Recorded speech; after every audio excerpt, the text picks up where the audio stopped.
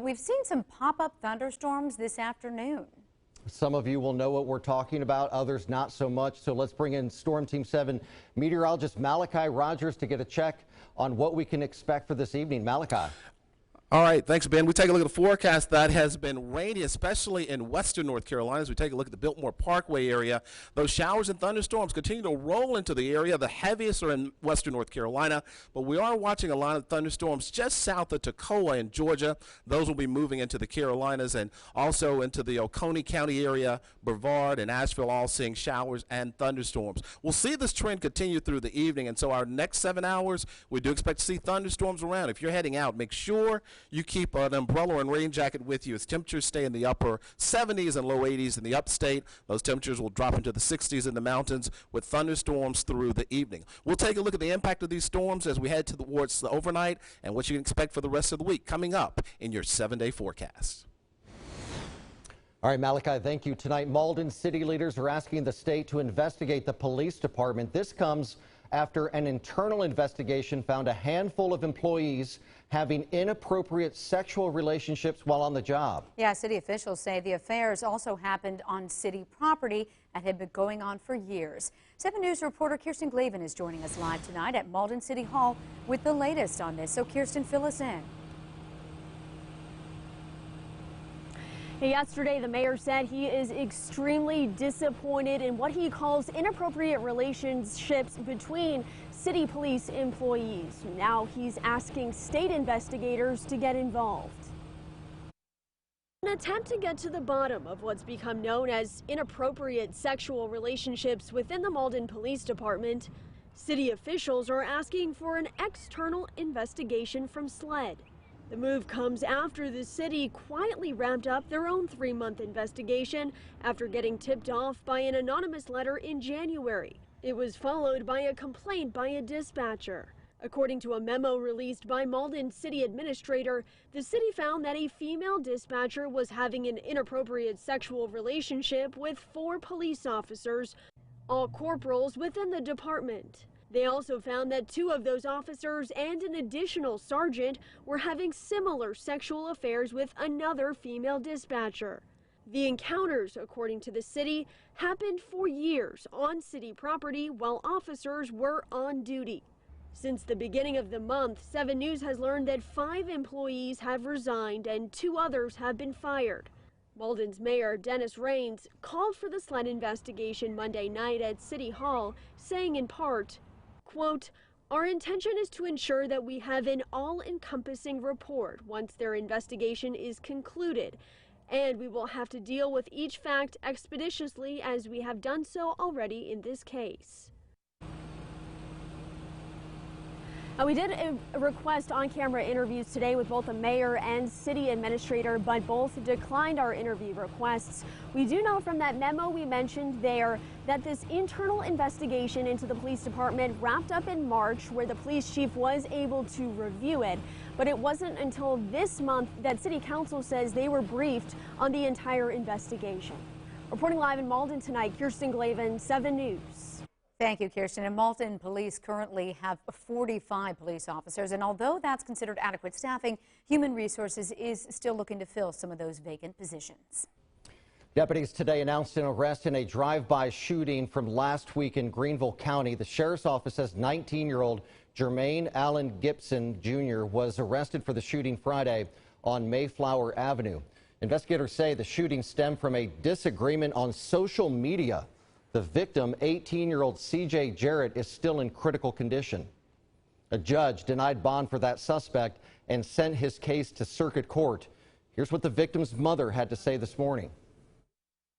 I want justice for my son, and yet I still pray for Jermaine. Now I have a name I can pray for, because at the time I was just praying for him as a person. I didn't know his name. But now I can pray for him as a person. And I will continue to pray for Jermaine, mainly my son, but I will Jermaine and his family. Terry Cochran says her son is currently undergoing his 6th surgery. She's asking the community for continued prayers and an end to gun violence. You can hear her entire statement to the court on WSPA.com. The mayor of Honea Path says the reported accidental death of a sanitation worker will be investigated. This comes after a petition was signed by more than 1,000 people.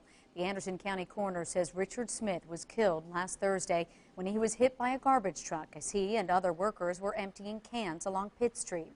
The driver of the truck reportedly lost sight of Smith while backing up. An update to a case that we've been following for more than a year now. The FBI released a new image of an explosive placed on an upstate road in 2018 by a convicted serial bomber. Take a look here. The photo shows a teddy bear in a basket. Agents say the toy contained nails and a pipe bomb. We're told this is one of 3 real bombs, along with 3 fake devices that were planted around Anderson County in early 2018. One exploded, injuring a man. Wesley Ayers, who you see here, was eventually arrested. In February of this year, he was sentenced to 30 years in prison. Today marks 12 years since 9 firefighters were killed responding to a fire at a Charleston furniture store. The loss was unimaginable, and since then, firefighters across the country have used what happened that night as a lesson. Our Georgia Godfrey shows you how they've worked to prevent future tragedies. The Charleston Sofa Superstore fire may have happened 12 years ago, but it's a tragedy that still hits very close to home to many departments across the state and is used to shape better policies and procedures to protect our firefighters. The death of the 9 firefighters who were simply responding to a routine call shocked many, but it also sparked the need for change. Several state and national agencies studied the fire to determine what went wrong.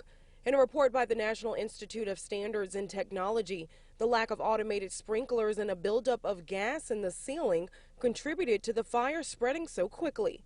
But the fire also revealed the need for improved communication skills and updated firefighting procedures. Obviously, it sent shockwaves through the firefighting community across the world. It's been used as a teaching tool and a lesson of what not to do, how you have to stay prepared. You have to stay on top of strategies and tactics, just like any other business. We have to move with the times. You have to have the appropriate training and the appropriate manpower, and it can happen anywhere, even to a large fire department such as Charleston's. According to the state fire marshal, since the Sofa Superstore fire, firefighters have been trained extensively on fire dynamics and behavior, incident management, and self-rescue. There have been several reports named and created after the Sofa Superstore fire that are still being used by departments today, 12 years later. In Lexington, Georgia Godfrey, 7 News. International building codes have since been updated to require automatic sprinklers in new and existing furniture stores. Automated sprinklers were not in the Sofa Superstore that night. Later tonight in Charleston, the 9 firefighters will be remembered at a park named in their honor. We're waiting to hear what caused an apartment fire in Asheville. This all happened yesterday afternoon at a complex on Deaverview Road. One firefighter was taken to the hospital for heat-related problems. The Asheville Fire Department says that 6 apartment units were affected. Well, lightning may have started a house fire in the Londonderry neighborhood in Spartanburg County last night. That's according to the Westview Fair Forest Fire Department. These are some photos that they sent us, or at least some viewers, and neighbors say they heard a clap of thunder about 10 minutes before neighbors saw smoke coming from the attic. Fortunately, no one was injured in this fire. Well, for those of you keeping count, it's 66 days exactly until the start of the high school football season, but some special players are coming together in Greer this weekend. Our Christine Scarpelli shows you how they're hitting the field to help 2 beloved members of the community. Greer